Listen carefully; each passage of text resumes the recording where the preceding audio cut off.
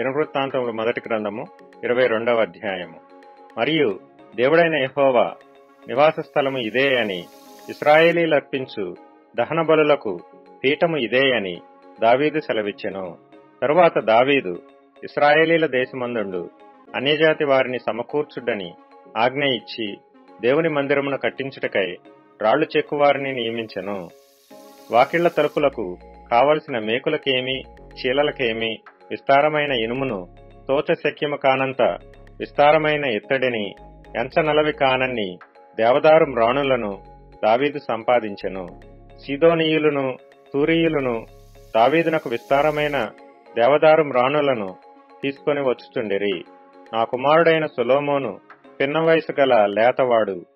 యెహోవాకు కట్టబోవు మందిరము దాని కీర్తిని బట్టియు అందును బట్టియు సకల దేశములలో ప్రసిద్ధి చెందునట్లుగా అది చాలా ఘనమైనదై ఉండవలెను. కాగా దానికి కావలసిన సాధన రాశిని సిద్ధపరచెదనని చెప్పి దావీదు తన మరణమునకు ముందు విస్తారముగా వస్తువులను సమకూర్చి ఉండెను. తరువాత అతడు తన కుమారుడైన సొలొమోనును పిలిపించి, ఇశ్రాయేలీల దేవుడైన యెహోవాకు ఒక మందిరమును కట్టవలసినదని అతనికి ఆజ్ఞ ఇచ్చెను.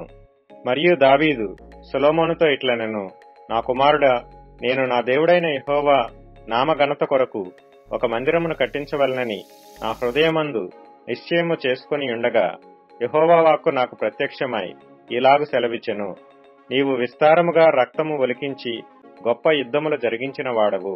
నీవు నా నామమునకు మందిరమును కట్టించకూడదు. నా సన్నిధిని నీవు విస్తారముగా రక్తము నేల మీదికి ఓడ్చితివి. నీకు పుట్టబోవు ఒక కుమారుడు సమాధానకర్తగా నుండును.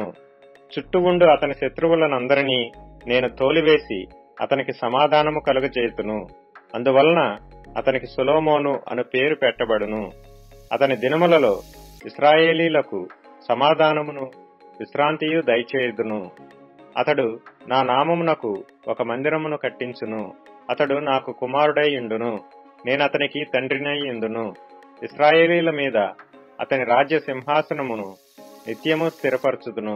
నా కుమారుడా, యెహోవా నీకు తోడుగా ఉండునుగాక. నీవు వర్ధిల్లి నీ దేవుడైన యెహోవా నిన్ను గూర్చి సెలవిచ్చిన ప్రకారముగా ఆయనకు మందిరమును కట్టించుదువుగాక.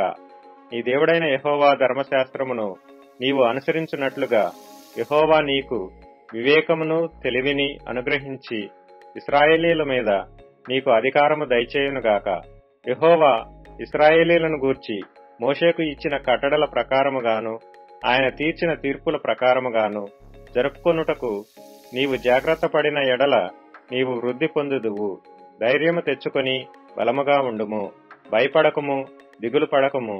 ఇదిగో, నేను నా కష్టస్థితిలోనే ప్రయాసపడి యెహోవా మందిరము కొరకు 2,00,000 మణుగుల బంగారమును 10 కోట్ల మణుగుల వెండిని, తోచ శక్యము కానంత విస్తారమైన ఇత్తడిని, ఇనుమును సమకూర్చియున్నాను. రాణులను రాళ్లను కూర్చియుంచితిని. నీవు ఇంకనూ సంపాదించుదువుగాక.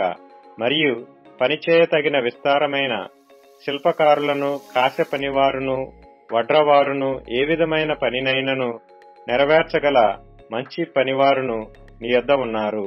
లెక్కింపలేనంత బంగారమును, వెండియు, ఇత్తడియు, ఇనుమును నీకు ఉన్నవి. కాబట్టి నీవు పని పూనుకొనుము. యెహోవా నీకు తోడుగా ఉండునుగాక. మరియు తన కుమారుడైన సొలొమోనునకు సహాయము చేయవలనని దావీదు ఇశ్రాయేలీల అధిపతులకందరికీ ఆజ్ఞాపించెను. ఎట్లనగా, మీ దేవుడైన యెహోవా మీతో కూడా ఉన్నాడు గదా. చుట్టూనున్న వారి వలన తొందర లేకుండా ఆయన మీకు నెమ్మది ఇచ్చియున్నాడు గదా. దేశ నివాసులను ఆయన నాకు వశపరిచియున్నాడు. యెహోవా భయము వలనను ఆయన జనుల భయము వలనను దేశము లోపర్చబడి ఉన్నది.